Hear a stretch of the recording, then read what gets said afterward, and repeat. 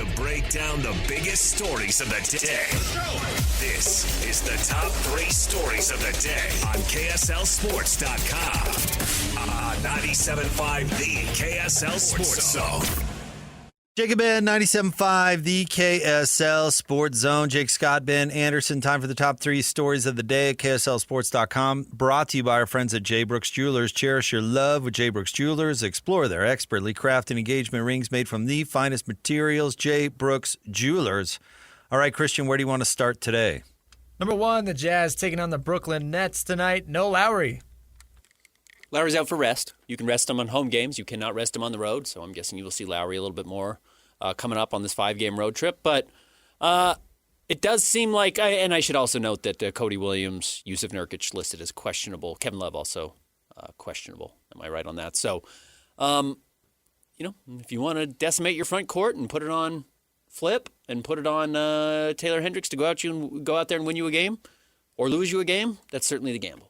We'll see who ends up playing tonight. Jazz have had a couple of these questionable games where I thought for sure the guy would rest and he ends up playing. So I'm not taking the questionable as a gospel that they're not going to be out there.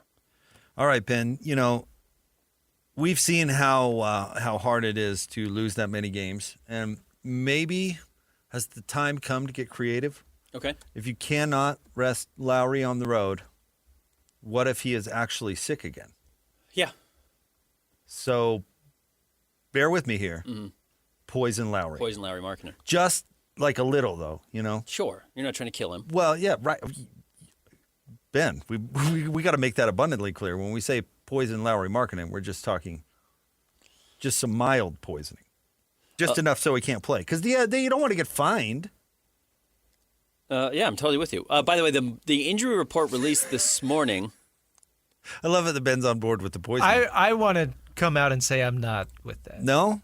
No, just a little bit. I want to absolve myself. I'm just letting Jake talk while I'm reading an injury report. What did they give the guy from the A-team in Wedding Crashers? Oh, Visine? Well, it's not Visine. There was some sort of poison there. You can drink Visine and not get sick. No, it was like a real thing. Eye drops would make people deathly ill. No, it would not. Look it up. No, seriously, eye drops were deathly poisonous to be drinking for a while. And yes, they have since fixed it. But yes, that was actually, Christian, do some research. Do it now. The injury report released this morning at 7:30 does have Kevin Love and Yusuf Nurkic out. Officially out. We'll see if that changes. They have to update it about every half hour, every hour. But people have gone to prison for life for trying to kill somebody using eye drops. Ingesting Visine or other eye drops is dangerous and can lead to severe poisoning, coma, or death. Yeah, it's a real thing. Don't poison your boyfriend or whoever, your star Finnish basketball player, with eye drops. Lloyd, you better watch your coffee from here on out. I can't say that legally. I didn't mean that. Because if Lloyd actually shows up poisoned, I'd be in real trouble. Huge trouble. And Lauri. Lauri, for that matter. I want Lauri to feel better. I want Lauri to play every game. So we'll see. Looks like the Jazz will be pretty injury decimated. We have not seen a Brooklyn Nets report yesterday. They were pretty healthy yesterday in their loss to the Denver Nuggets. That was close. So we'll see what Brooklyn looks like if Michael Porter Jr. plays. Ready to see him shoot? We'll see how Yegor plays. Yegor has been one of the more interesting rookies I've ever seen. He could not shoot a lick at BYU. It's kind of the only thing he can do in Brooklyn right now. He doesn't take 2-point shots. I think he's below 40% on 2-point shots, but he's over 40% on threes, or he's up there. I think he's set the rookie record now for consecutive made threes as far as a span of NBA games goes. He's up over 33. That was Kuz, right? Yeah, correct. Couldn't shoot at all at Utah. He did have a good late push, I think starting in February of his junior season before he declared for the draft, and then was a much more effective shooter in the NBA. That certainly was a storyline his rookie season. Yeah. Because remember, that year was the tryout to see who gets to play with LeBron. And they won a title. Which was the Mickey Mouse title? Mm-hmm. That wasn't his rookie year, though. Was that not? Was that Kuz's second year? Couldn't have been that deep into his career. When was he drafted? I think it was. You might be right. It might be his third year, but it couldn't have been that far in. Kuz played at Utah longer ago than you would think. He was drafted in 2017. So yeah, fourth year. Third year, yeah. Still got that ring.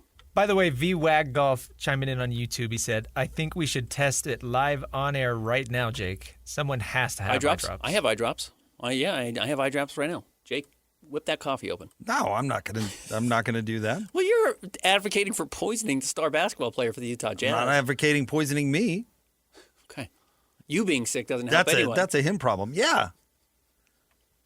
Would you rather poison Lauri or get a $100,000 fine or whatever it is? Again, I think the Jazz have done plenty. I keep seeing all these trade scenarios. I saw the worst trade scenario, which was someone was like, trade Lauri to the Lakers, LeBron goes to the Cavs, Jazz get absolutely garbage players back, with the exception of Sam Merrill, who's a good player, but absolute trash back and a couple of draft picks because the Jazz need to lose games to keep their pick. It's like, no, they don't.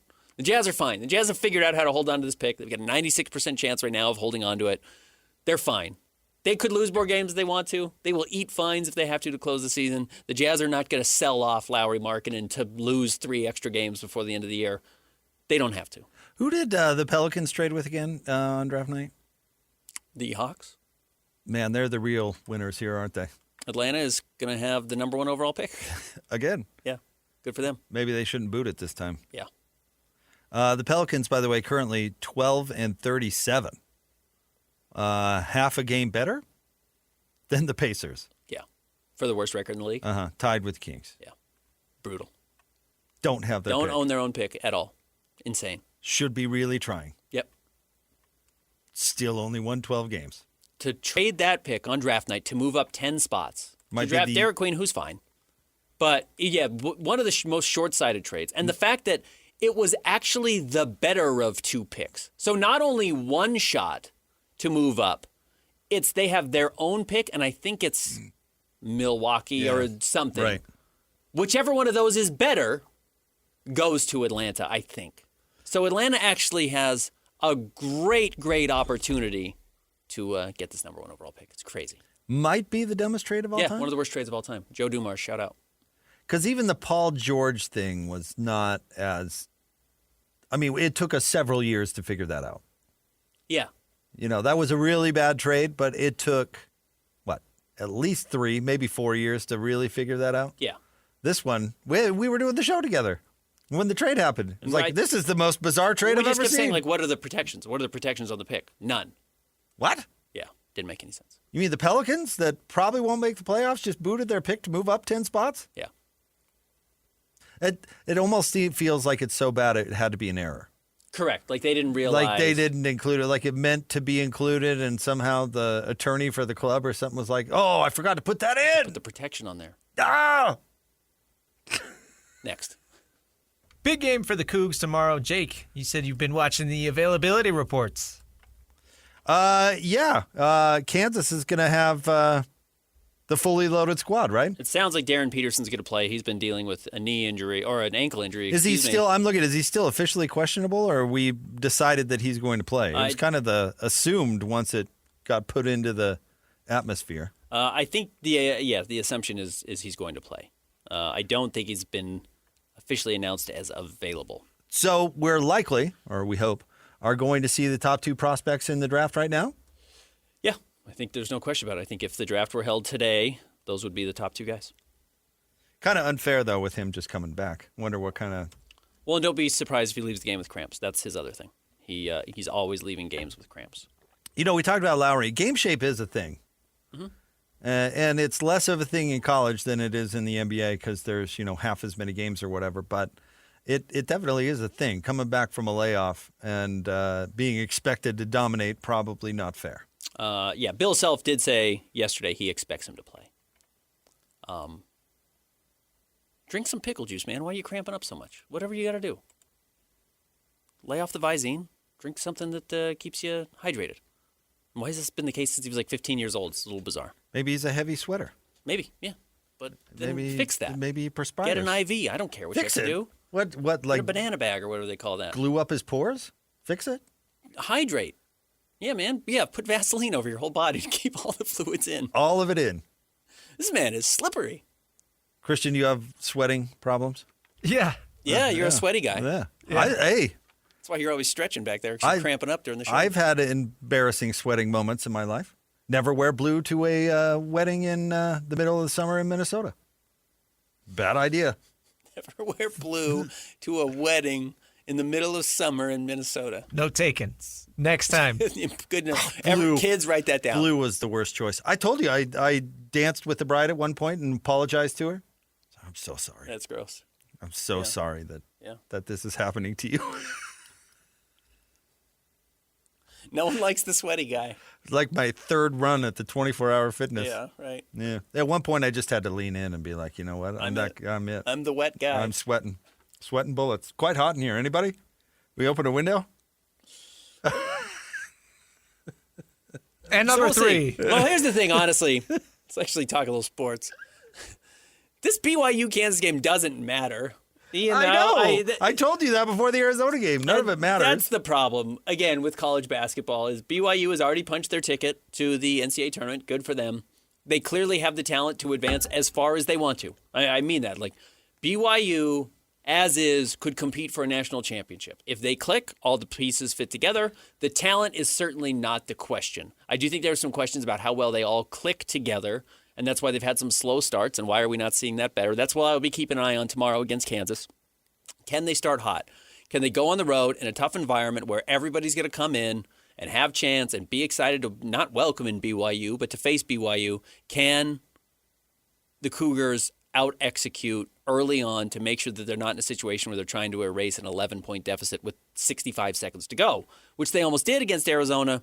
But, you've lost to Texas Tech now. You've lost to Arizona. This would be the type of win BYU needs, I guess, to redirect their season, maybe feel some confidence that they're going to win in the NCAA tournament.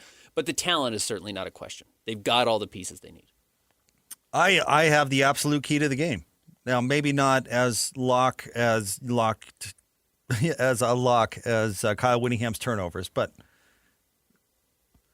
if the guy who takes 20 shots, if you have a guy on your team who takes 20 shots, which the Cougs do in A.J. DiBonta, or somewhere in that neighborhood, he needs to make more of them. That is the key to the game. Make or miss league. You've always said that about It's basketball. been my theory forever. You love when people say that. A.J. DiBonta missed a bunch of shots. So did Robert Wright. Yeah, Robert Wright missed a bunch of shots. And those guys play key roles on the team, and they need to figure out a way to be effective. Mm-hmm. So, yeah, make or miss league, Ben. That's it. I do think that's the reason they lost Arizona, is their top-end guys who they rely on didn't have a good game. Yeah, they didn't. No? Take better shots. Next. And number 3, Utah Mammoth with a historic late-game collapse yesterday. Epic! Up 4-2 with 2 minutes left in the game, and they give up 3 goals in regulation. As we continue to learn hockey, we saw this with the San Jose Sharks last year. They blew a late lead to a much worse team at home. This is the last game of a road trip. Last 2 minutes. Probably took their foot off the pedal. Barrett Hayton has a stupid penalty. Some of those things you can't do. This doesn't have to define the rest of their season.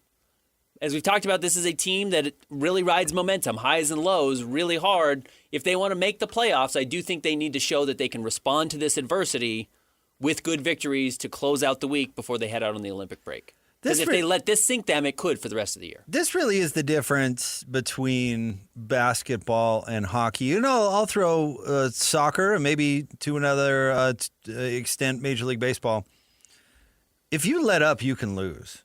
Mm-hmm. I mean, at any time, if you let up, you can lose. It's the nature of the sport. I mean, goals are so much at a premium.